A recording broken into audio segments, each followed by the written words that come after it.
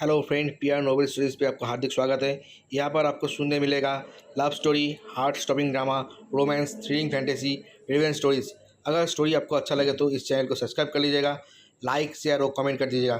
Thank you. Suspense कहानी। अब तक विवान बाहर भागते हुए ही बोला, निशा ये रेस नहीं वार है जो मेरे और ऋषभ के बीच चल रही है। वहां हाल में बैठे तीनों में से किसी को भी इसका मतलब समझ नहीं आया। विवान जब पैलेस से बाहर आया तो देखा ऋषभ अपनी लंबो ले भाग रहा था। विवान ने उसे रोका पर ऋषभ नहीं रुका, इसलिए विवान ने भी बुगाटी उठाई और ऋषभ के पीछे लग गया। अब आगे आज दिल्ली की सड़कों पर अलग ही नजारा देखने को मिल रहा था। दो महंगी गाड़ियां एक दूसरे को ओवरटेक करने में लगी हुई थी। कभी ऋषभ विवान के आगे होता तो कभी विवान आगे होता। दोनों आज आज पता नहीं है कितनी लाल बेटियों को भी बिना देखे गाड़ी चलाए। करीब 1 घंटे की रेस के बाद ऋषभ विवान को अपने पीछे एक जंगल में ले गए। जंगल का इलाका देखकर विवान के मन में अजीब अजीब से ख्याल आ रहे थे, पर वो कुछ कर तो सकता नहीं था। वो भी तेजी से ऋषभ का पीछा कर रहा था। कुछ दूर जंगल में अंदर जाने के बाद ऋषभ ने अपनी कार रोकी और कार से उतर खड़ा हो गया। विवान भी उसे खड़ा देख अपनी कार रोकी और कार से बाहर निकलकर ऋषभ के पास गया। थोड़ी देर पहले जो ऋषभ मजाक के मूड में था, वो अचानक से इतना सीरियस लग रहा था। उसको सीरियस देख विवान भी अपने मजाक के मूड से बाहर आया और बोला, ऋषु क्या हुआ, तू अचानक से यहाँ क्यों आया? ऋषभ अपनी सोच से बाहर आया और विवान को देख बोला, भाई मैं एक बात पूछूं, सच सच बताएगा ना? विवान को कुछ गड़बड़ की फीलिंग आ रही थी। वो बोला, हाँ ऋषु तू पूछ तो सही, तुझे क्या जानना है? ऋषभ विवान की आंखों में देखते हुए बोला, भाई ये बता ऐसी क्या चीज है जिसकी वजह से कोई तेरी जाता लेने की हिम्मत कर रहा है? ऋषभ का बात सुन विवान को समझ नहीं आ रहा था क्या बोले, क्योंकि वो ऋषभ से झूठ तो बोल नहीं सकता था और सच वो बोलना नहीं चाहता था। वो अभी इसी कस्माकस में पड़ा था कि ऋषभ दोबारा बोला, भाई देख जो भी है सच सच बता दे, मुझे तेरी फिक्र है। अगर कोई बड़ी प्रॉब्लम हो गई और तुझे कुछ हो गया तो मैं क्या करूंगा? विवान अपने लिए फिक्र देख बोला, ऋषु देख जो भी बात है वो हम दोनों से जुड़ी हुई है। अगर मैंने तुझे बता दिया तो तेरी जान को भी खतरा हो जाएगा। विवान की बात सुन ऋषभ बोला, भाई कोई नहीं, मेरी जान तेरे से इंपॉर्टेंट नहीं है, तू बस मुझे बता, मुझे जानना है ऐसी क्या बात है? विवान ने कई बार कोशिश की पर ऋषभ एक बार भी नहीं माना। हार मानकर विवान ने सब बोलना शुरू किया। ऋषु देख ये बात कई साल पुरानी है। जब हम ह्यूमन ट्रैफिकिंग से लड़कियों से बचाते थे न, तो हमने एक गलत आदमी से पंगा ले लिया था जो उस वक्त तो ज्यादा पावरफुल नहीं था, पर अब वो हम्स ज्यादा नहीं पर हम्स काम भी नहीं है। आज के वक्त पर उसकी खुद की आर्मी है, पर यह बात किसी को नहीं पता कि वो कब कहाँ और कैसा देखते हैं। ऋषभ इतना सुन बोला, ये तो ठीक है पर वो तेरे पीछे इतने छोटी चीज की वजह से तो नहीं पड़ेगा? विवान बोला, ऋषु वो इस वजह से मेरे पीछे तो नहीं पड़ा, पर पहले जब हमन इसे तबाह किया था ना, तो इसने मुझे ऋषभ समझकर मारने का पूरा मन बना लिया था, पर फिर बाद में वो सब कुछ भूल गया था। लेकिन पता नहीं कैसे उसे ये पता चला कि मैं मुंबई में हूं, तो उसने मुझे सबक सिखाने के लिए और अपनी ताकत दिखाने के लिए मुझे किडनैप करा लिया। पर जब मैं उसके अड्डे पर पहुंचा तो मैंने वहां हर तरह के इलीगल काम देखा, तो मैंने जल्दी से अपनी वॉच में लगे कैमरे से सब रिकॉर्ड कर लिया। और ये बात उसे पता चल गई, इसलिए उसने मुझे मारने का पूरा डिसीजन कर लिया। अब आगे का मुझे नहीं पता कि क्या हुआ, मैं कैसे मल्होत्रा के पास पहुंचा, ये सब हुआ था तब से उसने मुझे मारने के लिए अपने आदमी लगा रखे हैं। ऋषभ बोला, अच्छा ये बात है, पर वो तेरे से वो वीडियो लेकर भी तो बात को रफा दफा कर सकते हैं। विवान बोला, नहीं भाई, उन्हें लगत है मास्क के पीछे छुपा हुआ आरके में ही हूँ, इसलिए वो एक साथ दो शिकार करना चाहते हैं, तुझे भी मारना चाहते हैं और मुझे भी। इसलिए मैंने अभी तुझसे ये सब छुपाया था कि अगर तुझे ये पता चल गया तो तू पक्का उसे ढूंढने जाएगा, और इस वक्त हमारे पास उसे लड़ने का वक्त नहीं है, ना ही उतने आदमी है। ऋषभ विवान की बातें बड़े ध्यान से सुन रहा था। सब सुन वो बोला, ठीक है एक काम कर, तू घर जा, मुझे कुछ काम है, मैं वो निपटा के आता हूँ। विवान बोला, तुझे अचानक से ऐसा कौन सा काम याद आ गया जो तू मेरे बिना जाना चाहता है? ऋषभ बोला, भाई है कुछ काम मैं अभी बता नहीं सकता, अभी तू घर जा, मैं तुझसे बाद में बात करता हूँ इसके बारे में। फिर वो अपनी लंबों में बैठ वापस जंगल से बाहर की तरफ निकल गया। विवान अपनी जगह खड़ा देखता रह गया। अब आगे जब तक ऋषभ विवान की आंखों से ओझल नहीं हुआ तब तक वो वहां खड़े हो उसे देखता रहा। उसके जाने के बाद विवान भी अपनी बुगाटी में बैठा और वहां से निकल गया। दूसरी तरफ ऋषभ की कार में वो बड़ी ही गहरी सोच में था, तभी उसके दिमाग में एक इंडिया आया और उसने एजेंट 38 को फोन लगा दिया। 2-3 रिंग के बाद उधर से फोन पिक हुआ। ऋषभ बिना कुछ सुने बोला, 1 घंटे में मुझे कुंद्रा इंडस्ट्रीज की ओल्ड ऑफिस पे मिलो, और ऋषभ ने फोन काट दिया। दूसरी तरफ एजेंट 38 को समझ नहीं आ रहा था कि अचानक से आरके ने उसे ऐसे क्यों बुला दिया। फिर भी उसने ज्यादा ना सोचते हुए किसी को फोन कर कुंद्रा इंडस्ट्रीज की ओल्ड ऑफिस का एड्रेस लिया और वहां के लिए निकल गया। आधा घंटे बाद विवान वापस कुंद्रा पैलेस पहुंचा तो देखा तीनों हॉल में बैठ के कर उठपटांग बातें कर रही थी। विवान भी उसके पास बैठ गया। विवान को अकेला देखा। अवनी बोली, विवान वो कहाँ है? विवान बोला, अवनी ऋषभ कुछ जरूरी काम से कहीं गया है, इसलिए आने में देर हो जाएगी। अवनी बोली, वो बिना तुम्हारे किसी जगह तो आज तक नहीं गए, फिर आज ऐसा क्या हुआ जो वो अकेले गए हैं? विवान ने अपने कंधे उछका दिए और बोला, अवनी ये बात तक मुझे भी समझ नहीं आ रही है। अवनी ने विवान से आगे कुछ नहीं पूछा और बोली ठीक है मैं देखती हूँ। फिर उसने निशा दी से परमिशन ले अपने कमरे की तरफ चल दी। निशा ने भी अवनी को जाने को बोल दिया और खुद भी घर जाने के लिए निकल गई। अवनी जाते जाते निशा से बोली दी विवान आपको घर तक छोड़ देगा। आए विवान ने भी हामी भर दी और निशा को लेकर घर के लिए निकल गया। अवनी भी अपने कमरे में आई और अपना फोन ढूंढकर ऋषभ को फोन करने लगी। 1-2 ही रिंग में ऋषभ ने फोन पिक कर लिए और बोला क्या हुआ स्वीट हार्ट, विवान ने कुछ बोला है क्या? आए अवनी बोली आपको कैसे पता कि विवान ने मुझे कुछ बोला होगा? ऋषभ बोला स्वीट हार्ट मैं उसे सालों से जानता हूँ, उसकी यही आदत है और तुम अब टेंशन ना लो, मैं सच में कुछ जरूरी काम से बाहर आया हूँ, कुछ देर में घर आ जाऊंगा। आए अवनी बोली मैं मान लेती हूँ कि आपको जरूरी काम है, पर मुझे बता भी तो सकते हैं ऐसा क्या जरूरी काम है जो आप बिना विवान के गए हैं? ऋषभ इस बार थोड़ा सीरियस टोन में बोला स्वीट हार्ट है कुछ जरूरी काम जो मैं उसे नहीं ला सकता था, ना ही तुम्हें बता सकता हूँ। अब और कोई सवाल जवाब नहीं, मैं फोन रख रहा हूँ। ऋषभ ने सब बोलकर फोन काट दिया। अवनी तो बस फोन को ही घूमती रह गई। आए 1 घंटे बाद ऋषभ अपनी लंबो लेकर ओल्ड कुंद्रा ऑफिस पहुंचा। उसकी लंबो आवाज सुन एजेंट 38 जो छुपकर बैठा हुआ था वो सामने आ खड़ा हो गया। आए ऋषभ ने उसे देखा और उसके पास अपनी कार लाके रोकी और कार से बाहर निकल एजेंट 38 के पास गया। एजेंट 38 विवान को इतना सीरियस बोला बॉस ऐसा क्या हो गया जो आपने इतना जल्दी में मुझे बुलाया? आए ऋषभ अपनी लंबो के बोनट पर बैठ एजेंट 38 को देखने लगा। 38 को समझ नहीं आ रहा था कि ऋषभ ऐसा बिहेवियर देख एजेंट 38 बोला boss are you okay, is anything happen? आए ऋषभ 38 को देखते हुए बोला 38 मैंने तुझे एक काम बोला था याद है? एजेंट 38 बोला बॉस बस मैं उसी काम में लगा हूँ, कल तक वो पूरा हो जाएगा। आए ऋषभ बोला छोड़ दे उस काम को। 38 बोला पर बॉस क्यों, अपने ही तो बोला था उसे आपके पास लाने को। ऋषभ बोला मैंने ही बोला था ना, अब मैं ही मना कर रहा हूँ, अब तो उसकी जगह उसे भी बड़ा काम करेगा। आए एजेंट 38 बोला जी बॉस आप बस बोले मैं कोई भी काम करने को रेडी हूँ। ऋषभ बोला मुझे पता है तू वो काम कर सकता है, इसलिए ही मैं तुझे दे रहा हूँ। तुझे ये पता लगाना है कि मेरी जान के पीछे कौन पड़ा है जो पॉवर में बिल्कुल मेरी बराबरी कर सकता है।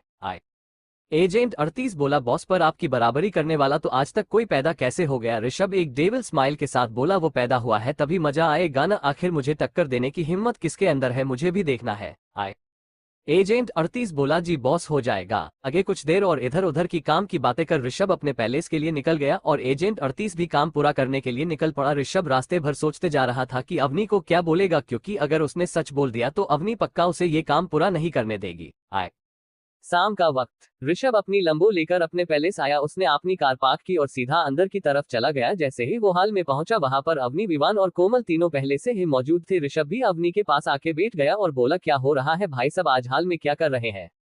आए विवान बोला कुछ नहीं भाई, हम बस एक बिजनेस प्लान तैयार कर रहे थे। ऋषभ बोला कौन सा, मुझे भी बताओ भाई, मैं भी जानना चाहता हूँ। इसका जवाब अवनी ने दिया वो तो हम बताएंगे हैं, पर पहले आप ये बताएं आप किस जरूरी काम से गए थे जो विवान को भी नहीं लेकर गए? आए ऋषभ ने बात घुमाते हुए बोला अरे था एक काम स्वीट हार्ट, उसे छोड़ो, तुम ये बताओ किस बिजनेस का प्लान बना रहे हो, मुझे सुनने की बड़ी क्यूरियोसिटी हो रही है। अवनी को समझ आ गया था कि ऋषभ बात को घुमा रहा है और वो ऐसे नहीं बताएगा, इसलिए उसने भी ज्यादा फोर्स नहीं किया। आए और सोचा कि आराम से कमरे में बात कर लेगी। अवनी बोली ठीक है तो सुनो आप भी, हम तीनों ने एक चीज सोची है। आए ऋषभ बोला क्या सोची? अवनी बोली बताने तो दो, आज हम लोग घर वापस आ रहे थे तो हमने एक कार मॉडिफिकेशन की शॉप देखी जो बहुत अच्छी अच्छी कार मॉडिफाई कर रखी थी, तो हमने सोचा है क्यों ना हम भी एक कार मॉडिफिकेशन की कंपनी खोले जिसमें हम लोगों के इंटरेस्ट के हिसाब से कार को मैन्युफैक्चर करके देंगे। तो आए इससे 2 प्रॉब्लम सॉल्व होंगी, पहली तो लोगों को कार खरीदने के बाद मॉडिफिकेशन के लिए पैसा नहीं देना होगा, हम ही उनको उनके हिसाब से कार बनाकर देंगे, और दूसरा ये कि मॉडिफिकेशन वाले जो भी पार्ट्स लगाते हैं आए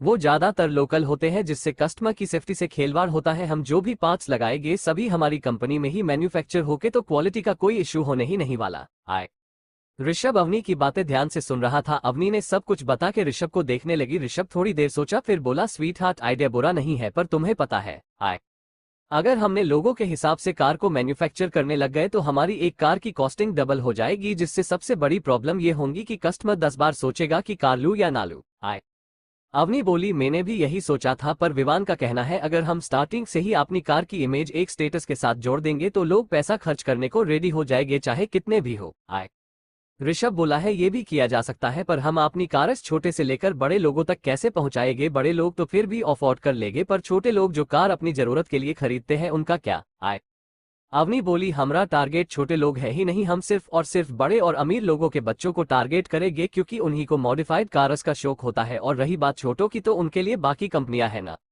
ऋषभ को आइडिया में दम तो लगा, वो बोला ठीक है तो एक और कंपनी स्टार्ट करते हैं। अब हम लोग ऑटोमोबाइल सेक्टर में भी घुसेंगे, पर ये डिसाइड कर लेना कौन कौन क्या जा देखेगा, क्योंकि मैं तो सिर्फ इन्वेस्टमेंट करने वाला हूँ, बाकी का काम तुम लोगों को ही देखना है। आए अवनी बोली मैंने सब पहले ही सोच रखा है, आप बस इन्वेस्टमेंट दे दो, बाकी चीजें मुझ पर छोड़ दो, अब मैं भी अपने दम पर एक कंपनी खड़ी कर दिखाऊंगी। आए ऋषभ बोला ठीक है भाई, जो करना है करो, बस अपना ध्यान रखना कि कुछ प्रॉब्लम ना हो जाए, और अगर कोई प्रॉब्लम हुई भी तो मैं तो हूँ ही पीछे। इतना बोलकर ऋषभ वहां से उठा और अपने कमरे की तरफ चल दिया। आज तीनों को ऋषभ का व्यवहार बहुत अलग लग रहा था, क्योंकि ऋषभ हर मस्त मौला जिंदगी जीता था, इसलिए आज उससे देखकर थोड़ा अलग सा फील हो रहा था। पर तीनों में से किसी की हिम्मत नहीं तजी कि ऋषभ को हुआ क्या है, जाके पूछ ले। अब आगे ऋषभ के जाने के बाद थोड़ी देर तीनों ने बातें की वो भी अपने अपने कमरे में चले गए। अवनी भी उठकर अपने कमरे में आई तो देखा ऋषभ विंडो पर खड़ा हो वाइन पी रहा। यहाँ अवनी भी उसके बगल में जा खड़ी हो गई।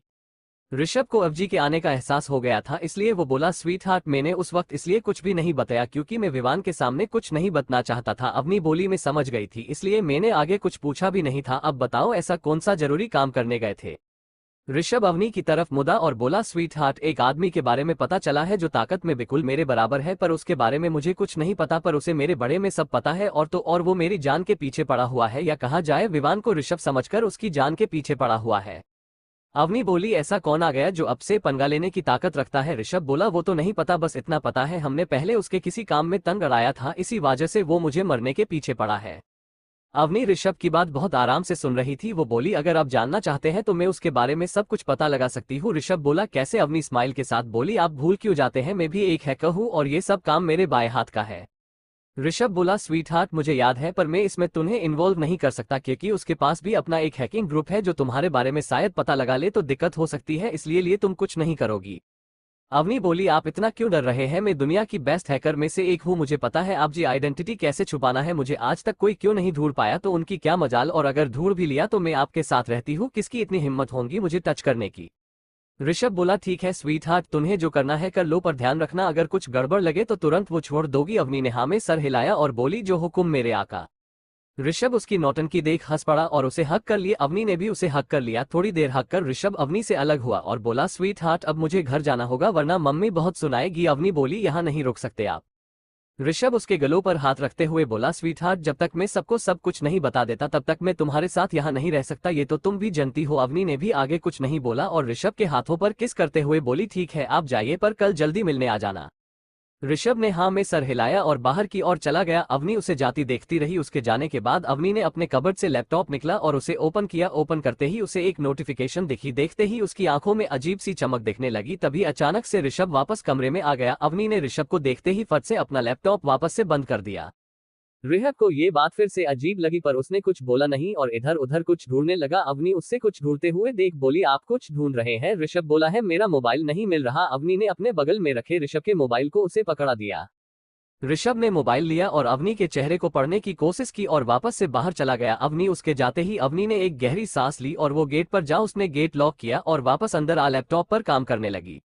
उसने बहुत देर तक काम करने के बाद भी उस आदमी के बारे में थोड़ी बहुत ही इन्फॉर्मेशन निकाल पाई, क्योंकि उसकी इन्फॉर्मेशन ऑनलाइन थी ही नहीं, जितनी थी वो सब अवनी ने पहले ही निकाल लिए। उसे समझ नहीं आ रहा था कि वो क्या करे। बहुत देर सोचने के बाद उसे एक आइडिया आया। वो उसने किसी को फोन किया और अपने लैपटॉप में फिर से कुछ करने लगी। वहीं बाहर ऋषभ और विवान दोनों कार में बैठे थे। विवान कार चला रहा था और ऋषभ को देख रहा था जो बहुत ही गहरी सोच में था। विवान बोला ऋषु क्या हुआ, तू जब से मैंने उस आदमी के बारे में बताया है तब से तू बहुत काटा काटा लग रहा है। ऋषभ विवान की आवाज सुन होश में आया और बोला भाई ऐसा कुछ नहीं, ने तो किसी और चीज से परेशान हूँ। विवान बोला अगर तुझे कोई देत ना हो तो मुझे बता सकता है, शायद मैं तेरी प्रॉब्लम दूर कर सकूं। ऋषभ बोला भाई मुझे ऐसा लग रहा है अवनी मुझसे कुछ छुपा रही है, क्योंकि पहले भी मैं जब अचानक से कमरे में या था तब उसने अपने लैपटॉप को बंद कर दिया था, वैसे ही उसने आज भी किया। विवान बोला ऋषु जरूरी नहीं है कि वो तुझसे कुछ छुपा रही है तो गलत ही होगा, क्या पता छुपाने का कोई और रीजन हो, कुछ और भी तो रीजन हो सकता है जो तू सोच रहा है, जरूरी नहीं है वही रीजन हो। ऋषभ बोला पर भाई मैं उससे सब कुछ शेयर करता हूँ तो उसे भी सब कुछ करना चाहिए ना। विवान बोला हाँ करना तो चाहिए, पर होगा कोई रीजन जिसकी वजह से वो नहीं कर पा रही होंगी तो तू आप उस पर शक मत कर। ऋषभ बोला भाई मैं शक नहीं कर रहा, पर दिमाग में आप ही वो बात आ रही है कि अवनी मुझसे कुछ छुपा रही है। विवान हार मन बोला अच्छा ठीक है एक काम करते हैं, मैं कोमल से पूछूंगा, क्या पता उसे पता हो को अवनी ऐसा क्यों कर रही है। तू अब टेंशन मत ले और हाँ अवनी पे से अपना ट्रस्ट मत खो वरना बाद में दिक्कत होगी। ऋषभ ने हाँ में सर हिलाया और बाहर की तरफ देखने लगा। थोड़ी ही देर में दोनों ऋषभ के घर पहुंच गए। अंदर पहले से ही गीता जी, निशा और महेश जी सब बैठकर ऋषभ का ही इंतजार कर रहे थे। ऋषभ अंदर जाके सीधा अपने डैड के पैर छू उनके बगल में बैठ गया। विवान ने भी महेश जी के पैर छुए और आज्ञा ले बाहर जाने लगा तो महेश जी उससे रोकते हुए बोले, विवान डिनर हमारे साथ करके जाओ ना। विवान ने मना तो किया पर महेश जी के आगे उसकी कहाँ चलने वाली थी। विवान भी ऋषभ के बगल में एके बैठ गया। महेश जी ऋषभ को देख बोले, बेटा ये बता तू इतनी जल्दी कैसे आ गया? तू तो एक हफ्ते बाद आने वाला था ना। ऋषभ अपनी माँ को देखते हुए बोला, डैड पड़ गया था कोई जरूरी काम, इस वजह से अभी आना पड़ गया। आप ये सब छोड़ो, ये बताओ आप सब मेरा क्यों वेट कर रहे थे? महेश जी बोले, अरे आज वालिया जी का फोन आया था। उसका कहना है कि अगले महीने की 15 को शादी का बहुत ही अच्छा मुहूर्त है, वो उसी दिन शादी करना चाहते हैं। मैंने तो उन्हें सबसे बात करके बताने को बोला है, तो तुम सब बताओ 15 ठीक रहेगी? ऋषभ बोला, डैड आपको डेट रखनी है रख दो, सब ठीक ही रहेगा। और वैसे भी ये पनौती जितनी जल्दी घर से जाएगी उतनी जल्दी सबको सुकून मिलेगा। ऋषभ की बात सुन निशा चीर गई और बोली, कुत्ते और कितना चाहिए तुझे? इतना सब कुछ तो है तेरे पास, अब मुझे इस घर से जल्दी से भगा के इसे भी लूटना चाहता है। ऋषभ निशा को चिढ़ता देख और चिढ़ाने वाले लहजे में बोला, अरे दी आप आज जाओ या कल जाना तो आपको है ही, क्योंकि ये घर आपका नहीं है। तो ज्यादा दिन रुकने से बढ़िया 15 को निकलते बनो तो सबकी जिंदगी में शांति रहेगी। निशा ऋषभ की बात सुन और चीड़ गई और बोली, छोटे तू भूल रहा है, अगर तूने ज्यादा बकवास की न तो मेरी तेरी बीवी के बारे में बता दूंगी। इतना बोल के निशा ने अपने मुंह पे हाथ रख दिया और सोचने लगी अबे उसने गुस्से में क्या बक दिया। ऋषभ को उम्मीद नहीं थी कि निशा ऐसे सब कुछ बक देगी। वही महेश जी और गीता जी निशा की बात सुन ऋषभ को आंखें फाड़े देख रहे थे। ऋषभ को समझ नहीं आ रहा था क्या करे, क्योंकि वो अपनी फैमिली से झूठ नहीं बोलना चाहता था और ना ही इतनी जल्दी सब कुछ बताना चाहता था। महेश जी ऋषभ को देख थोड़ा सख्त लहजे में बोले, ऋषभ ये निशा क्या बोल रही है? निशा अपनी बात को संभलते हुए बोली, डैड वो मेरे मुंह से गलती से निकल गया था, ऐसा कुछ नहीं है, मैं तो बस उसे परेशान कर रही थी। आप जो सोच रहे हैं ऐसा बिल्कुल नहीं है। विवान भी निशा का साथ देते हुए बोला, अंकल जी ऐसा कुछ नहीं है, निशा तो बकती ही रहती है, इसलिए उसने बिना सोचे समझे ये सब बक दिया। निशा विवान की बात सुन उसे घूरने लगी पर कुछ बोली नहीं, क्योंकि अभी विवान से ज्यादा ऋषभ की बात को संभलना जरूरी था। महेश जी को उन दोनों की बातों पर बिल्कुल यकीन नहीं हो रहा था, क्योंकि उन्होंने ऋषभ को किसी गहरी सोच में देख लिया था, इसलिए उन्हें इतना तो यकीन हो गया था कुछ तो बात है। वो बोली, ऋषभ मुझे जानना है क्या ये सच है, तूने शादी कर ली है? ऋषभ अपनी सोच से बाहर आया और एक गहरी सांस लेकर बोला, जी डैड मैंने शादी कर ली है। उसका जवाब सुन महेश जी थोड़ा उदास हो गए और वहां से उठकर चले गए। वही गीता जी गुस्सा हो बोली, ऋषभ तूने क्या किया है? पता भी है तूने हमें बिना बताए शादी कर ली। शादी की तो की, हमें तो ये भी नहीं पता लड़की कैसी दिखती है, किस जात की, कैसे लक्षण है उसके। ऋषभ गीता जी को शांत करते हुए अपनी पूरी सच्चाई बता दी कि वो ही आरके है, उसका कितना बड़ा एम्पायर है, उसने सब कुछ कैसे कैसे मैनेज किया। उसने बस एक चीज नहीं बताई कि रजनी की डेथ उसकी वजह से ही हुई थी। सारी बातें जान गीता जी की आंखें बाहर आने को हो रही थी। उन्हें तो यकीन नहीं हो रहा था कि उनका बेटा इतना बड़ा हो गया है, जो इतनी बड़ी बड़ी कंपनियां अपने दम पर खड़ी कर चला रहा है। गीता जी खुश हो बोली, बेटा मतलब तू वो ये जैसे सब देखना चाहते हैं, यहाँ तक कि डैड भी उसके बहुत बड़े फैन है। ऋषभ ने हाँ में सर हिलाया और बोला, माँ ये बात अभी डैड को नहीं पता चलनी चाहिए, मैं उन्हें सरप्राइज दूंगा। गीता जी ने हाँ में सिर हिलाया और झूठा गुस्सा दिखाते हुए बोली, वो सब तो ठीक है, मेरी बहू को क्यों नहीं लेकर आया? ऋषभ बोला, माँ लाना क्या है, आप लोग ही उसके पास चलो। आगे गीता जी खुश होते हुए बोली, अच्छा पर चलना कहाँ है? ऋषभ बोला, हमारे असली घर। गीता जी बोली, वो कहाँ है? ऋषभ बोला, वो सब आप छोड़ो, बस किसी तरह से डैड को रेडी करो, 15 मिनट में हम निकलेंगे। गीता जी बहुत खुश हुई और फटाफट वहां से उठी और महेश जी को मना कर लाने चली गई। उनके जाने के बाद निशा बोली, छोटे मुझे माफ कर दे, मैंने फ्लो कुछ ज्यादा ही बक दिया। ऋषभ बोला, कोई बात नहीं दी, आज नहीं तो कल सबको ये बताना ही था, कोई नहीं अगर आज ही पता चल गया, चल अब जा तू भी रेडी हो जा, अब से हम सब वही रहेंगे। निशा बोली, कहाँ छोटे? ऋषभ बोला, मेरे पैलेस में। निशा बहुत खुश हुई क्योंकि उसे ऋषभ का पैलेस बहुत ही पसंद आया था। वो वहां रहना भी चाहती थी पर सबसे चुप कर रहने के कारण वो वहां रह नहीं सकती थी, पर अब ऋषभ ने जब सब बता दिया तो फिर छुपने की क्या है जरूरत। निशा भी उठी और रेडी होने चली गई। सबके वहां से जाने के बाद विवान ऋषभ से बोला, भाई तू पक्का सही कर रहा है न? ऋषभ विवान के कंधे पर हाथ रखते हुए बोला, भाई आज नहीं तक कल सबको पता लगना ही था, कब तक हम सब छुपा लेते। विवान को भी ये बात पता थी कि आज नहीं तो कल सबको सब बताना ही पड़ता, इसलिए वो आगे कुछ नहीं बोला और ऋषभ के कहने पर पहले से 2 रोल्स रॉयज मांगा ली।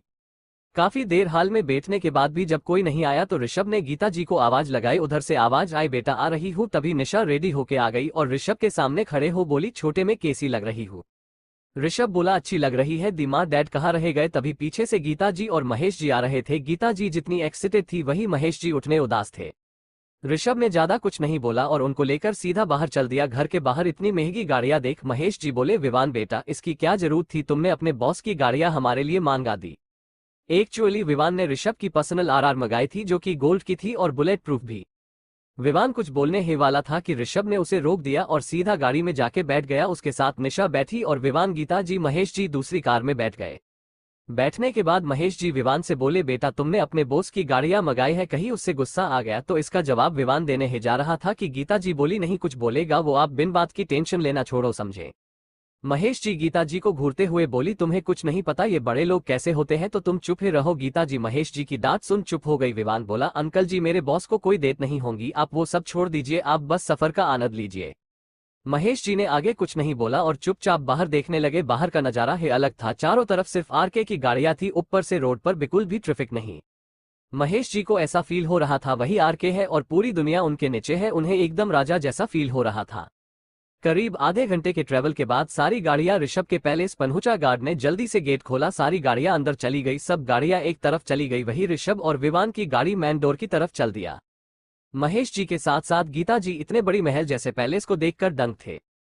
उनकी आंखें तो उस महल से हट ही नहीं रही थी, पूरा संगमरमर से बना हुआ महल। ऋषभ अपनी गाड़ी गेट पे ना खड़ा कर सीधा आगे लेकर चला गया, पर विवान अपनी गाड़ी गेट पर ही रोक दिया।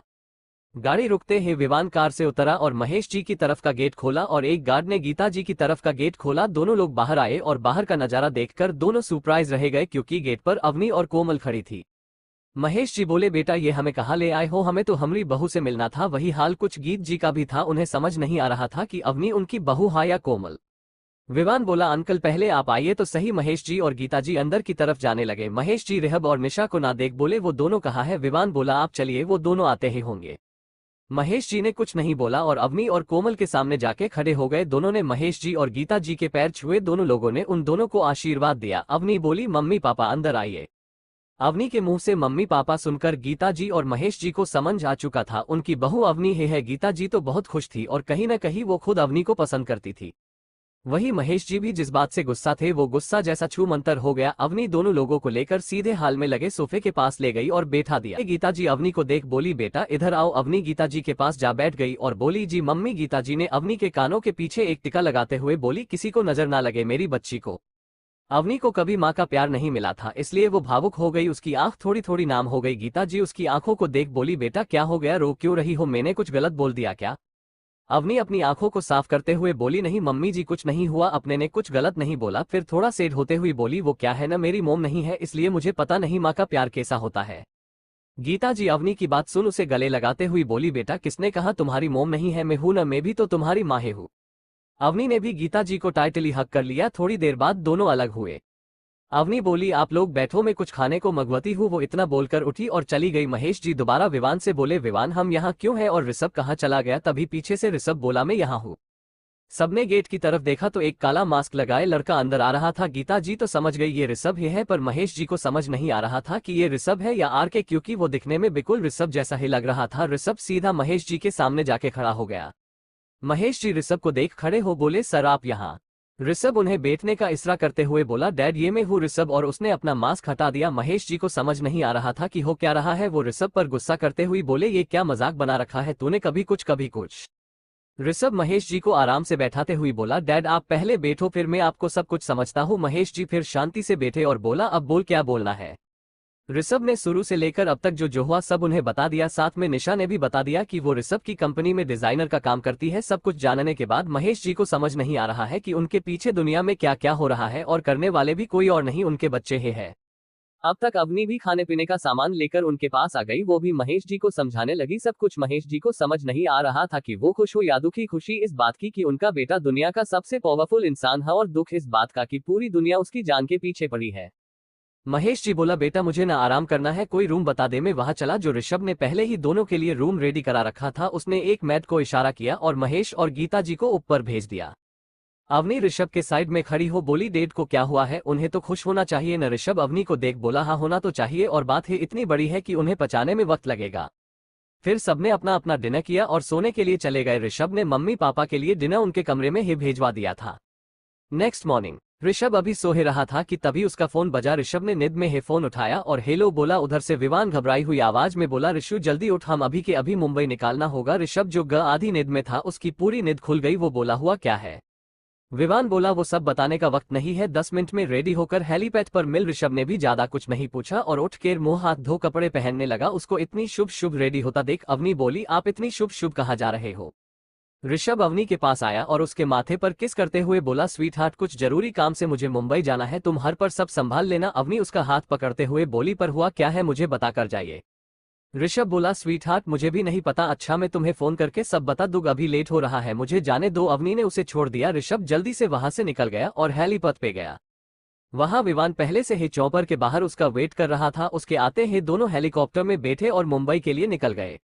हेलीकॉप्टर में ऋषभ विवान की तरफ देखते हुए बोला, क्या हुआ शुभ, तूने कुछ बताया नहीं? विवान ने एक गहरी सांस ली और बोलना शुरू किया, भाई डेविड ने इस बार बहुत बड़ी गड़बड़ कर दी है। डेविड का नाम सुनते ही ऋषभ के कान खड़े हो गए और उसकी आंखों में गुस्सा उतर आया। ऋषभ अपने दांत पीसते हुआ बोला, क्या किया? अब उसने विवान ऋषभ को संत करते हुए बोला, भाई पहले तो शांत हो, मैं सब बताता हूँ। ऋषभ थोड़ा शांत हुआ और एक गहरी सांस लेते हुए बोला, ठीक है। अब बाता विवान को बताने में घबराहट हो रही थी, फिर भी उसने कोशिश की और बोलना शुरू किया, भाई डेविड ने हर बार की तरह ही तुझे परेशान करने के लिए हमारे बेस पर अटैक करा दिया। उसे कहीं से ये न्यूज़ मिल गई थी कि हमारे बेस पर अभी उतनी सिक्योरिटी नहीं है, इसलिए उसने अपने आदमियों से पता लगाकर हमारे बेस पर अटैक करा दिया। रुपए। ऋषभ को गुस्सा तो बहुत आ रहा था, फिर भी वो अपने आप को शांत रखते हुए बोला, मुझे ये बताओ हमारे बेस की लोकेशन लीक कैसे हुई? जहां तक मैं जानता हूँ ये पॉसिबल ही नहीं कि हमारे बेस को कोई ढूंढ पाए। विवान भाई यही बात तो मुझे भी समझ नहीं आ रही कि हमारी सारी इन्फॉर्मेशन लीक कैसे हो रही है। हम कुछ भी कर रहे हैं, हमारे दुश्मनों को पहले ही पता लग जाता है। ऋषभ थोड़ा सोचते हुए बोला, एक काम कर, सर्वर से कनेक्ट कर और मेरा लैपटॉप लेके आ। विवान हेलीकॉप्टर में रखे ऋषभ के पर्सनल लैपटॉप लेकर आया और उसे दे दिया, फिर किसी को फोन कर सर्वर कनेक्ट करने को बोला। ऋषभ ने लैपटॉप खोला और उसमें फटाफट कुछ टाइप करने लगा। कुछ देर टाइपिंग करने के बाद ऋषभ ने लैपटॉप साइड किया और लैपटॉप में देखते हुए बोला, हेलो शिवा। उधर से शिवा बोला, जी बॉस, अपने आज हमें कैसे याद किया? ऋषभ बोला, वो सब छोड़ मेरी बात सुन ध्यान से। शिवा बोलिए बॉस क्या हो गया?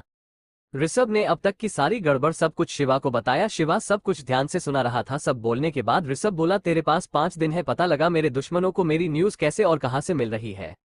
शिवा बोला, बॉस पता क्या लगाना, ये जो कुछ भी हो रहा है इसमें किसी आपके अपने का हाथ है। ऋषभ बोला, वो तो मुझे भी पता है, तभी बोल रहा हूँ, पता लगा कौन है वो? शिवा बोला, हो जाएगा बॉस। ऋषभ ने हाँ में जवाब दिया और फोन काट दिया। विवान जो कब से दोनों की बातें सुन रहा था वो बोला, भाई शिवा को इन्वॉल्व करना सही रहेगा क्या? तुझे पता है न, अगर उसे किसी ने तेरे से ज्यादा पैसे दिए तो वो सब बक देगा। ऋषभ बोला, मैं जानता हूँ वो सब बक देगा और मैंने जानबूझकर शिवा को इस काम के लिए चुना है। विवान को कुछ समझ नहीं आ रहा था ऋषभ करना क्या चाहता था। वो बोला, भाई मुझे कुछ समझ नहीं आ रहा, प्लीज थोड़ा सही से बताएगा। ऋषभ एक डेविल स्माइल के साथ बोला, भाई तू ये सब की टेंशन छोड़, तुझे बाद में सब खुद ब खुद समझ गया। विवान ने भी आगे कुछ नहीं बोला और ऋषभ से बोला, ये डेविड का क्या करना है? ऋषभ डेविड का नाम सुनते ही फिर गुस्से से लाल हो गया। वो बोला, पूरी स्वत टीम मुझे मुंबई बेस में चाहिए। विवान को समझ आ गया कि ऋषभ क्या करना चाहता है, पर उससे फिक्र इस बात की है कि डेविड अवनी के फादर है, इसलिए कहीं ऋषभ के एक्शन से अवनी और ऋषभ के बीच में लड़ाई ना हो जाए। इसलिए विवान ऋषभ से बोला, ऋषु देख तू क्या करना चाहता मैं समझ रहा हूँ, पर अगर ये अवनी को सही नहीं लगा तो क्या करेगा? ऋषभ विवान की बात सुन सोचने लगा, फिर थोड़ी देर सोचकर उसने अपना फोन निकला और अवनी को फोन कर दिया। कुंद्रा पैलेस घर में सब उठ चुके थे, पर अभी घोड़े बेचकर सो रही थी। तभी उसका फोन बजा। उसने आधी सोई हुई हालत में ही फोन पिक किया और हेलो बोला। ऋषभ उसकी आवाज सुन समझ गया था कि वो अभी सोई हुई है। वो बोला, स्वीट हार्ट गुड मॉर्निंग, कब तक सोने वाली हो? अवनी बोली, आप शुभ शुभ फोन करके मुझे उठा रहे हैं, आपको कोई काम धंधा नहीं है? ऋषभ बोला, स्वीट हार्ट सारा काम धंधा तुम ही तो हो। फिर थोड़ा मजाकिए लहजे में बोला, स्वीट हार्ट अगर तुम पहले दिन भी मम्मी पापा के सामने लेट सोकर उठी तो तुम्हारी इमेज क्या बनेगी? अवनी को याद आया कि वो अब ऋषभ की फैमिली के साथ रहने वाली है। वो जल्दी से उठकर बैठ गई और ऋषभ से गुस्सा करते हुए बोली, आप भी न पागल है? शुभ जब गए थे तो याद नहीं दिला सकते थे? आपकी वजह से मैं लेट हो गई। फिर वो उठी और वॉशरूम की तरफ जाने लगी। ऋषभ बोला, इसमें भी मेरी ही गलती हाथ है भाई। अवनी बोली, आपकी ही गलती है। अब ये सब तो ठीक है, आपने मुझे फोन क्यों किया है? ऋषभ को याद आया कि उसने तो अवनी से कुछ सीरियस बात करने को फोन किया था। वो बोला, स्वीट हार्ट मुझे कुछ जरूरी बात करनी है। वो इतना बोल के चुप हो गया। अवनी बोली, हाँ बोलिए, मैं सुन रही हूँ। दूसरी तरफ से ऋषभ को समझ नहीं आ रहा था कि वो कैसे बोले कि वो उसके डैड को खत्म करने की बात करने वाला। अवनी उसे ना बोलता देख बोली, आप मेरे डैड को मरना चाहते हैं? दूसरी तरफ ऋषभ अवनी बात सुन एकदम हक्का बक्का रह गया। आगे थोड़ी देर तक तो उसे समझ नहीं आ रहा था अभी उसके साथ हुआ क्या है। तभी अवनी की दोबारा आवाज आई। वो बोली, हेलो आप सुन रहे हैं? ऋषभ होश में आया और बोला, स्वीट हार्ट हाँ बोलो। अवनी बोली, मैं जो बोल रही हूँ वो सही है न? ऋषभ घेरे से हम बोला। अवनी बोली, इसमें आपको मुझे पूछने की जरूरत नहीं है, आपको जो सही लगता है कर सकते हैं, मैं कभी आप पर उंगली नहीं उठाऊंगी। ऋषभ बोला ठीक है स्वीट हार्ट, मैं देखता हूँ क्या करना तिल रहेगा, पर तुम्हें ये कैसे पता चला कि मैं किस बारे में बात करने के लिए फोन कर रहा हूँ? अवनी बोली मेरे पास भी एक टीम है जो पूरी दुनिया पर नजर रखती है और आप भी शायद उसी दुनिया से आते हैं। ऋषभ बोला पर वो इतना ही बोल पाया था कि अवनी बोली मैं फोन रखती हूँ, ऑलरेडी बहुत लेट हो चुकी हूँ, अगर और लेट किया तो पक्का मम्मी पहले दिन ही मुझे डांटेगी। इतना सब बोलकर अवनी ने फट से फोन काटा और दौड़ते भागते वॉशरूम में जा फ्रेश होने लगी। वहीं दूसरी तरफ ऋषभ फोन को देखते हुए बोला भाई कोई इज्जत ही नहीं है, फोन मुंह पर ही काट दिया।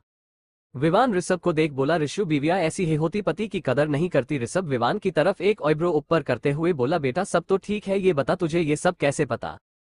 विवान अपनी बात को संभालते हुए बोला अरे ऋषु मेरे कहने का मतलब ये है कि सब ऐसे ही होती, मैंने देखा है न। उसने बात को घुमाते हुए बोला अच्छा अवनी ने की तरफ से क्या करना चाहिए? ऋषभ सीट पर टेक लगते हुए आंखें बंद कर बोला उसका कहना है जो मुझे सही लगे मैं वो कर सकता हूँ। विवान ऋषभ बगल में बैठते हुआ बोला तो तूने क्या सोचा? ऋषभ अपनी आंखें खोल बोला करना क्या है, जो सोचा है वही होंगी, स्वात टीम को बेस पर बुलाओ।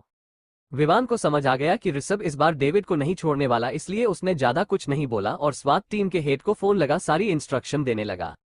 वही ऋषभ किसी गहरी सोच में डूबा हुआ था। दोपहर का वक्त ऋषभ अपने चौपर से नीचे उतरा तो सामने ही उसकी करों का काफिला लगा हुआ था। वो फटाफट कार में बैठा और अपने बेस के लिए निकाल गया। ऋषभ का बेस यहाँ से थोड़ी ही दूरी पर, असल में वो आर के लैंड पर ही उतरा था, पर वहां से भी उसका बेस थोड़ी दूरी पर था। थोड़ी देर में ही ऋषभ अपने बेस पर पहुंचा तो वहां का नजारा देख उसकी आंखें खून जैसी लाल हो गई थी, क्योंकि डेविड के आदमियों ने ऋषभ के पूरे बेस में आग लगा दी थी। ऋषभ को आग लगने का इतना गुस्सा नहीं था, उससे गुस्सा तो इसलिए बात का था कि उसके बहुत सारे आदमी आग की चपेट में आ गए थे, कुछ तो जलकर मार भी गए थे, बाकी सारे घायल हैं। ऋषभ को गुस्से में देख विवान उसके कंधे पर हाथ रखते हुए बोला ऋषु अब ज्यादा हो गया है, बहुत नुकसान करा लिया हमने, हमारे बहुत आदमी मारे जा चुके हैं। विवान की बात सुन ऋषभ जो अभी बस गुस्से में था वो गुस्से की वजह से एकदम लाल हो गया था। वो विवान की तरफ देख बोला where is my team? Vivaan बोला वो लोग बेसमेंट में है। ऋषभ ने कुछ नहीं बोला और सीधा बेसमेंट की तरफ चल दिया। उसके पीछे विवान के पीछे रोनित और उसके पीछे ऋषभ के सारे खास बॉडीगार्ड ऋषभ के पीछे चल दिए। ऋषभ का ऑरा इस वक्त बहुत ही खतरनाक लग रहा था, क्योंकि जहां से भी ऋषभ गुजर रहा था वहां के मौसम में अलग ही ठंड का एहसास होने लग रहा था।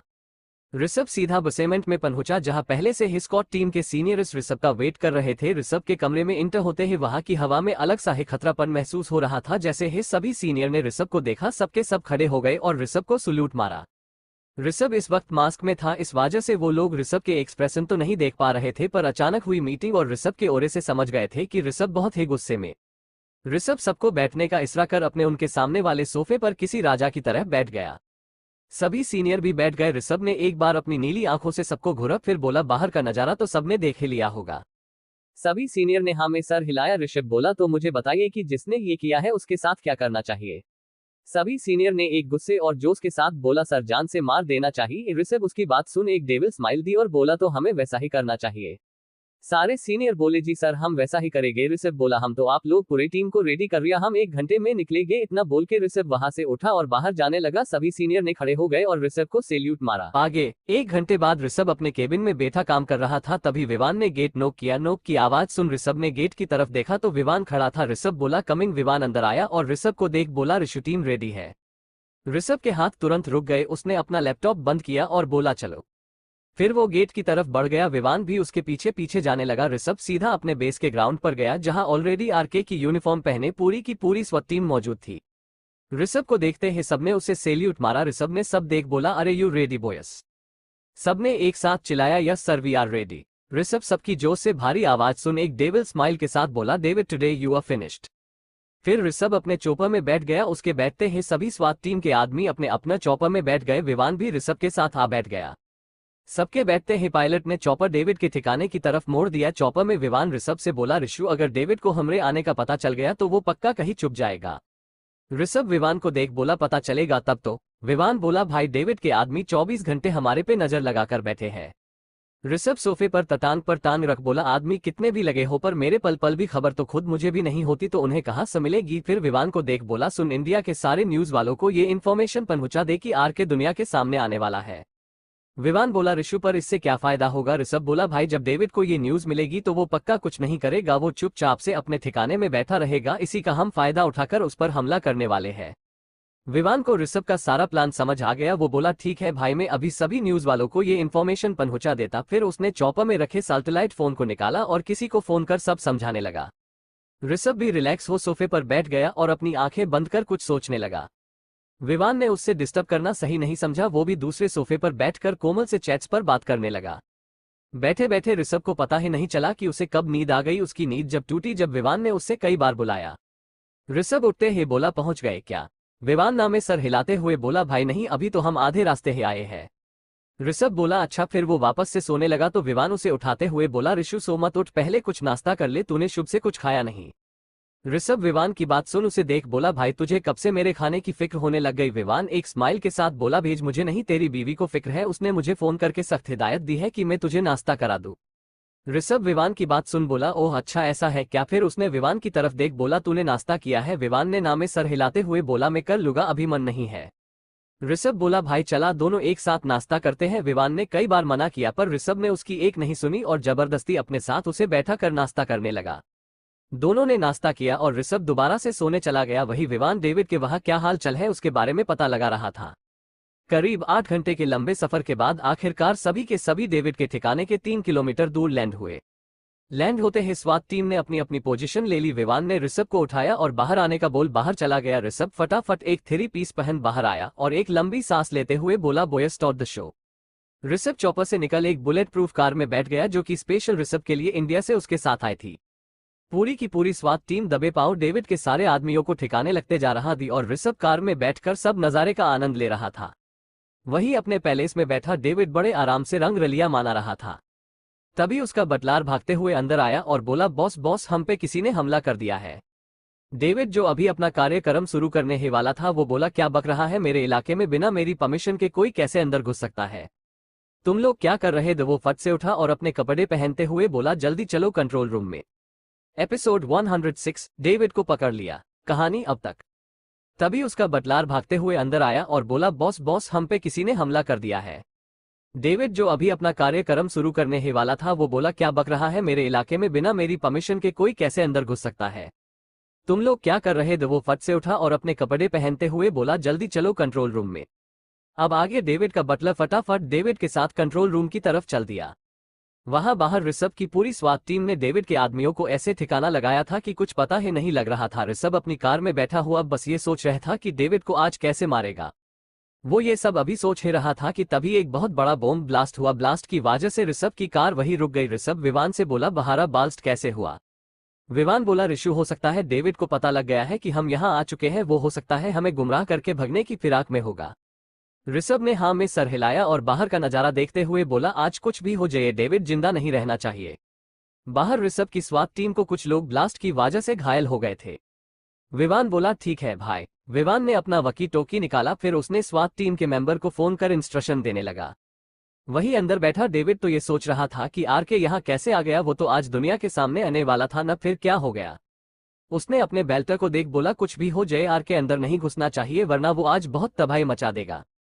बटलर ने हाँ में गर्दन हिलाया और अपने आदमियों को कुछ समझाने के लिए बाहर जाने लगा। तभी डेविड उसे रोकते हुए बोला, मेरा चॉपर रेडी करो, मुझे यहाँ से निकलना है। बटलर एक अजीब सा लुक दे डेविड को देखने लगा, जैसे सोच रहा हो कैसा आदमी है मैदान छोड़कर भाग रहा है। डेविड को समझ आ रहा था कि बटलर क्या सोच रहा होगा। वो बोला, मुझे ऐसे मत देख, जो बोला है वो फटाफट कर। बटलर ने फटाफट बाहर की तरफ जाने लगा। बटलर के जाने के बाद डेविड सोचने लगा, ऋषभ को उसके ठिकाने के बारे में कैसे पता चला? ऊपर से उसके आदमियों ने उसे ऋषभ के यहाँ आने की कोई खबर क्यों नहीं दी? डेविड ने अपना फोन निकाला और इंडिया में अपने खास आदमी को लगा दिया। फोन पिक होते ही डेविड बोला, तुम कहाँ हो? उधर से आवाज आई, बॉस में तो अपने काम पर ही वो आरके पर नजर रख रखा है। डेविड को उसके आदमी पर इतनी गुस्सा आ रही थी कि वो उसे फोन में घुसकर ही उससे मर दे। वो जोरदार आवाज में बोला, आरके वहां नहीं, यहाँ आ गया है। और तू क्या कर रहा था जो तुझे कुछ पता नहीं चला? उधर से डरा सहमा वो आदमी अपनी लड़खड़ाती आवाज में बोला, बॉबा बॉस, मैंने तो आरके पे बराबर नजर रखी थी, फिर पता नहीं कैसे वो अब तक पहुंच गया। डेविड को बहुत गुस्सा आ रहा था, उसने ज्यादा बहस करने का मन नहीं था, उसे यहाँ से सही सलामत निकलना था। वो बोला, तुझे तो मैं बाद में देखता हूँ, फिर उसने फोन काट दिया। तभी डेविड का बटलर आया और बोला, बॉस चॉपर रेडी है, चलो चलते हैं। डेविड ने हूं में जवाब दिया और बटलर के साथ चल दिया। वो दोनों सीधा टेरेस पर गया तो वहां पर डेविड के एक भी आदमी नहीं दिख रहा था। ये बात डेविड को बहुत अजीब लग रही थी। वो बटलर से बोला, सब कहाँ है? वही बटलर को भी समझ नहीं आ रहा था, अभी 2 मिनट पहले तो सब यही थे, तब तक सब कहाँ चले गए? वो डेविड से बोला, बॉस लग रहा है कुछ गड़बड़ है, एक काम करो, चॉपर स्टार्ट हो रखा है, आप फटाफट बैठकर यहाँ से निकलो। डेविड को भी बटलर की बात सही लग रही थी। वो जल्दी से जा चॉपर का गेट खोल बैठ गया। उसके बैठते ही दूसरी साइड से बटलर भी एके बैठ गया। उसके बैठते ही डेविड पायलट से बोला जल्दी चलो, पर पायलट ने कोई रिस्पॉन्स नहीं दिया। डेविड पायलट को चॉपर ना उड़ाता देख झालाते हुए बोला मैंने बोला जल्दी चलो। जब फिर भी पायलट ने कोई रिस्पॉन्स नहीं दिया तो डेविड ने उसे हिलाया तो उसके छूते ही पायलट की बोर की तरह एक साइड गिर गया। उसकी हालत देख डेविड समझ गया पायलट को कोई पहले ही निपटा चुका है। वो फटाफट चॉपर का गेट खोल बाहर कूदने ही वाला था कि उसके बटलर ने उसके सर पर बंदूक तान दी। डेविड को कुछ समझ नहीं आ रहा था उसके साथ हो क्या रहा है। बटलर बोला बॉस नीचे उतरने की जरूरत नहीं है, आरके बॉस आपको खुद लेने आए हैं। तभी एक कोने से विवान और आरके के कुछ आदमी बाहर निकले। विवान सीधा पायलट की सीट पर जाके बैठ गया और स्वात टीम के मेंबर पीछे डेविड के ऊपर गुन तान कर बैठ गए। डेविड को बहुत गुस्सा आ रही थी, इस बात की नहीं कि ऋषभ ने उसे पकड़ लिया, बल्कि इस बात की उसके टुकड़ों पर पलने वाला उसी को आज काट खाने दौड़ पड़ा। वो बटलर को देख घूरने लगा। बटलर उसे घूरता देख उसकी नाक पर मरते हुए बोला कमीने ऐसे क्या देख रहा है। ये डेविड अपनी नाक को सहलाते हुए बटलर को घूरते हुए बोला तूने मुझे धोखा देके अच्छा नहीं किया, तूने जिस थाली में खाया उसी में छेद किया। बटलर डेविड की बात सुन स्माइल करने लगा और बोला अबे गधे में तेरा है आदमी था और तेरे लिए जान देने और लेने को रेडी था, पर तूने कभी मेरी कदर है नहीं की। वही आरके बॉस ने मुझे वो इज्जत जो मुझे मिलनी चाहिए थी और पैसा तो इतना दिया जितना तो मैं तेरे साथ रहकर पूरी जिंदगी नहीं कमा सकता था। डेविड बटलर की बात सुन हंसते हुए बोला आरके ने तुझे इज्जत दी, अबे उसने तुझे यूज किया है मेरे तक पहुंचने में और कुछ भी नहीं। बटलर डेविड की बातों में आने लगा। उसे पार्टी चेंज करता देख स्वात टीम के मेंबर बोला हमारे बॉस ने कभी किसी को यूज नहीं किया, बल्कि सबको वो रेस्पेक्ट दी जो उन्हें कहीं और नहीं मिलती। बटलर को समझ नहीं आ रहा था वो किसकी सुने। उसने अपना सर झटका और डेविड पर गुन पॉइंट करते हुए बोला देख बे मुझे तेरी बकवास में कोई इंटरेस्ट नहीं है, तो तू अपने मुंह का सटर बंद रख। और रही बात आरके बॉस की तो वो तेरे से तो बहुत बेहतर है। डेविड को उसके बटलर की नादानी पर बड़ा दुख हो रहा था। उसने बाकी कुछ नहीं बोला और चॉपर से बाहर देखने लगा जैसे उसका आज आखिरी दिन और वो जी भर के दुनिया को देख लेना चाहता हो। थोड़ी देर में चॉपर जंगलों के बीचे बीच लैंड हुआ। चॉपर लैंड होते हैं स्वात टीम नीचे उतरी और डेविड को घसते हुए बाहर निकाला और एक चेयर के सामने खड़ा कर दिया। उसके चॉपर से बाहर आने के बाद बटलर और विवान भी बाहर आए और डेविड के बगल में खड़े हो गए। डेविड ऋषभ को इधर उधर देखने लगा, जब उसे वो कहीं नहीं दिखा और ऋषभ का मजाक उड़ाते हुए विवान से बोला अरे तेरा बॉस तो कितना डरपोक निकला, मेरे आने से पहले ही भाग गया। विवान उसकी बात सुन बोला बेटा जरा अपने लेफ्ट में देख कौन आ रहा है। डेविड ने लेफ्ट में देखा तो ऋषभ अपना कोट सही करते हुए अपनी कार से नीचे उतर रहा था। डेविड को आज पहली बार ऋषभ को देखकर डर लग रहा था। ऋषभ सीधा डेविड के सामने रखी चेयर पर आके बैठ गया और डेविड को घूरने लगा। डेविड डर तो रहा था पर फिर भी उसका एटीट्यूड सर चढ़ के था। ऋषभ उसे कुछ ना बोलता देख विवान को एक इशारा किया। विवान को इशारा समझ आ गया। उसने एक चेयर लाई और डेविड को जोर जबरदस्ती से बैठा दिया। डेविड के साथ जो भी हो रहा था वो सब डेविड भी पहले किसी ना किसी के साथ करता था, इसलिए उसे इस वक्त वही फील हो रहा था जो उस वक्त उन्हें होता था जिनके साथ डेविड ये सब करता था। ऋषभ डेविड को देख बोला ससुर जी आपको पता है मैंने आपको यहाँ ऐसे क्यों बुलाया है। डेविड एक ईविल स्माइल के साथ बोला अच्छा से पता है दामाद जी, आखिर इतना तो समझदार हुए। ऋषभ डेविड की बात सुन एक ईविल स्माइल के साथ बोला तो ससुर जी आपको अपनी करतूतों का कोई पछतावा नहीं है क्या। डेविड बोला बिल्कुल नहीं, मैंने जो किया वो बस अपने बिजनेस को चलने के लिए किया। डेविड की बात सुन ऋषभ गुस्से से आग बबूला हो गया और डेविड से दांत पीसते हुए बोला ससुर जी तुम्हें पता है ना कि आज तुम्हारा आखिरी दिन है, फिर भी तुम माफी मांगने के बजाय अकड़ दिखा रहे हो। डेविड ने ऋषभ की बातों को ऐसे इग्नोर किया जैसे कुछ सुना ही ना हो। ऋषभ खुद को इग्नोर होता देख विवान को एक इशारा कर डेविड के सामने खड़ा हो गया। डेविड उसे सामने देख बोला क्या दामाद जी अपने ही ससुर को मारोगे, पाप नहीं लगेगा तुझे। ऋषभ बोला मुझे जो लगेगा मैं वो देख लूंगा, पहले तो तू अपना देख। फिर उसने विवान से अपनी गोल्डन पिस्टल ली और डेविड पे शूट करने ही जा रहा था कि तभी ऋषभ का फोन बजा। बहुत देर तक बंद ना होने की ऋषभ में पॉकेट से फोन निकाला और नाम देखा तक उसने फट से फोन उठा लिया। उधर से अवनी बोली डैड का क्या हुआ। ऋषभ को समझ नहीं आ रहा था कि वो क्या बोले। वो बोला अभी नहीं। अवनी बोली प्लीज 10 मिनट रुक जाइए मैं भी आ रही हूँ। इतना बोल के अवनी ने फोन काट दिया। ऋषभ जो अवनी को आने से माना करने वाला था वो काटने की वजह से चुपचाप बस फोन को ही देख रहा था कि अवनी ने उसकी बिना सुने फोन काट दिया। फिर ऋषभ पीछे हटा और वापस से अपने सोफे पर आके बैठ गया। डेविड ऋषभ को चुपचाप बैठा देख बोला क्या हुआ दामाद जी, गोलियां खत्म हो गई क्या। ऋषभ सब समझ रहा था कि डेविड उसे उकसाना चाहता था कि वो उसे मर दे, पर अवनी की वजह से वो गोली नहीं चला सकता था। अभी 10 ही मिनट हुए होंगे कि जंगलों के बीचों बीच के आलीशान हेलीकॉप्टर लैंड हुए। सब चॉपर देखकर समझ गए थे इसमें जरूर कोई ना कोई आरके की फैमिली का ही होगा। विवान ने जाके चॉपर का गेट खोला। उसमें से अवनी ब्लैक यूनिफॉर्म पहने नीचे उतरी। उसके पीछे कोमल भी सेम यूनिफॉर्म पहनकर उतरी। ऋषभ अवनी को देख अपनी सोफे से खड़ा हो गया और उसके पास जाने लगा। ऋषभ अवनी से कुछ पूछना चाहता था पर अवनी ने उसे पूछने से रोक दिया और सीधा डेविड के सामने वाले सोफे पर जाके बैठ गया।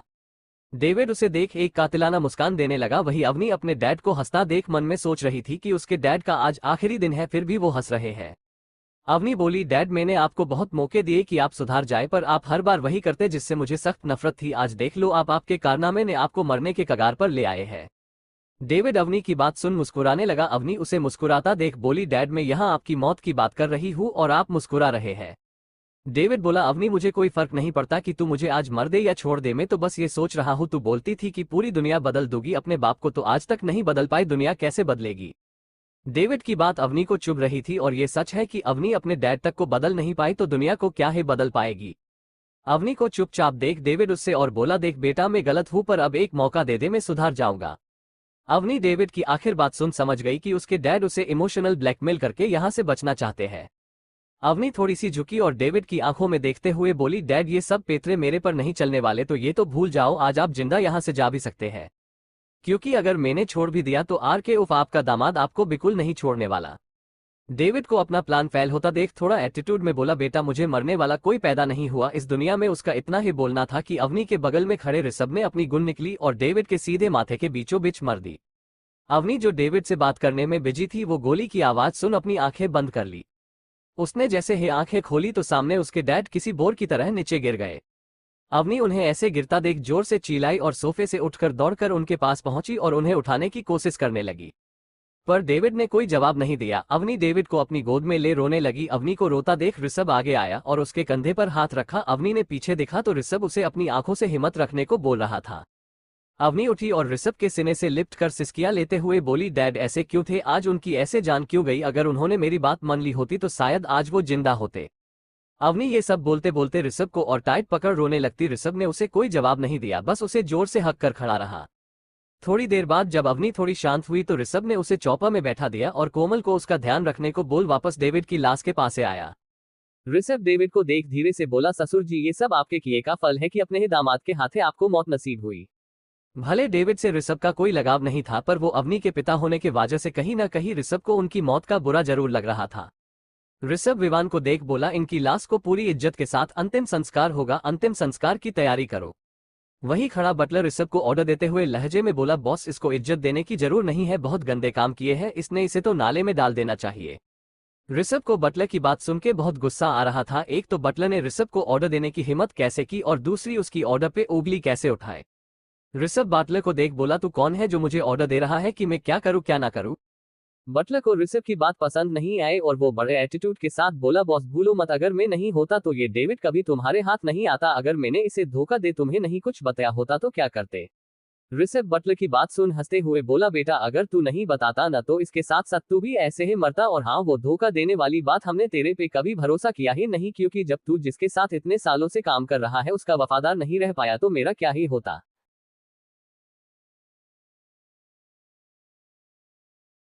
इस तरह की और भी अच्छी स्टोरी सुनने के लिए P R novel stories channel को सब्सक्राइब कर लीजिए।